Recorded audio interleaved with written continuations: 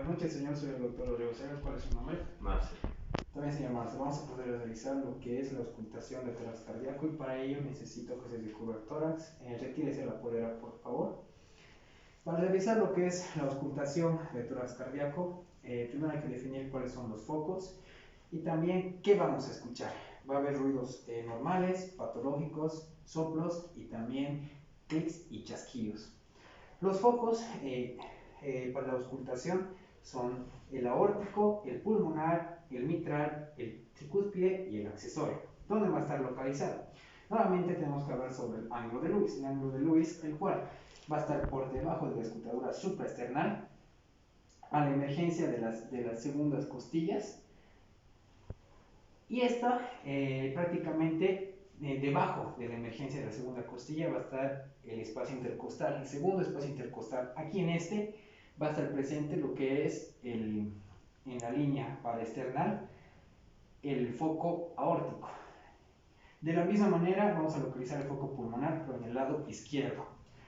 El foco accesorio va a estar en el tercer espacio intercostal, igual con relación al borde paraesternal.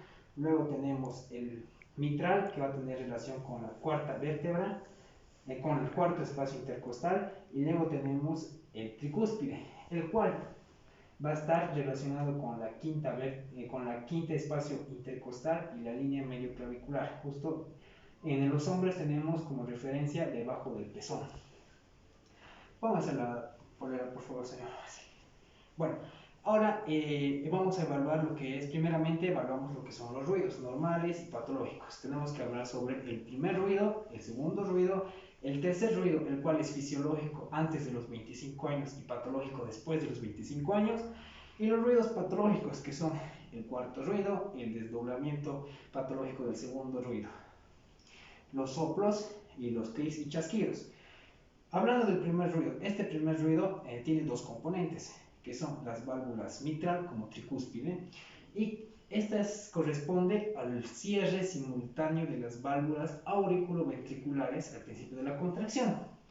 Y esto lo vamos a poder escuchar de manera con mayor intensidad en lo que es en la base, en lo que es la punta del corazón.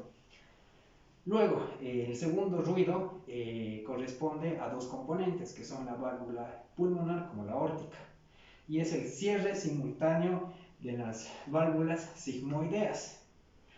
El tercer ruido lo escuchamos a 0.13 a 0.18 segundos después del segundo y corresponde al llenado diastólico, pero el pasivo.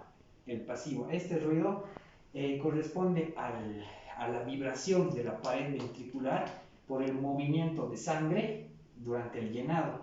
Y esto solo está presente en menores de 25 años. Como nuestro paciente es mayor de 40 años, no tiene que estar presente, vamos a ver más adelante. Luego hablamos del desdoblamiento fisiológico del segundo ruido. Este, más que todo, se escucha en el foco pulmonar y pedimos al paciente que inspire, y cuando el paciente inspira, va a aumentar la presión negativa del tórax de menos 5 a menos 15. Esto va a aumentar el retorno venoso a lo que es la cámara derecha del corazón y va a tener prácticamente un retraso en el componente pulmonar. Es decir, que cuando nos inspire, vamos a escuchar como un Luftdruck, de esta manera. Normalmente es Luftdruck, primer ruido, segundo ruido. Luego vamos a ver el cuarto ruido. El cuarto ruido es patológico y esto determina una falla cardíaca que es la terminal. Luego vamos a hablar sobre el cuarto ruido, corresponde a lo que es el llenado diastólico activo. ¿Ya? Luego hablamos sobre los ruidos patológicos del desdoblamiento del segundo ruido. Lo dividimos en dos, que es el paradójico y el fijo. El paradójico corresponde a un retraso en el componente aórtico. Es decir, que nosotros vamos a escuchar ese Luftdruck cuando el paciente está respirando normalmente. Pero cuando el paciente va a inspirar, este ruido va a desaparecer, va a estar normal. Es decir, que se va a retrasar el componente pulmonar y como ya está retrasado el componente aórtico, se van a estar normales cuando el paciente va a expirar. ¿Cuándo lo encontramos esto? En alteraciones de cámara izquierda del corazón, hipertrofia del ventrículo izquierdo, bloqueo del izquierdo de la rama de haz de His. Después tenemos la comunicación interventricular de derecha a izquierda y también estenosis de la válvula aórtica.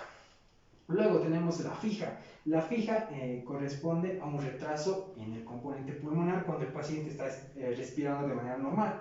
Y cuando este va a inspirar, va a retrasarse aún más. Es decir, vamos a escuchar ese loop drop durante la respiración normal y durante la inspiración.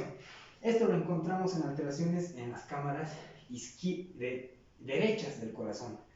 En este caso hablamos de hipertrofia del ventrículo derecho, el mal de Chagas.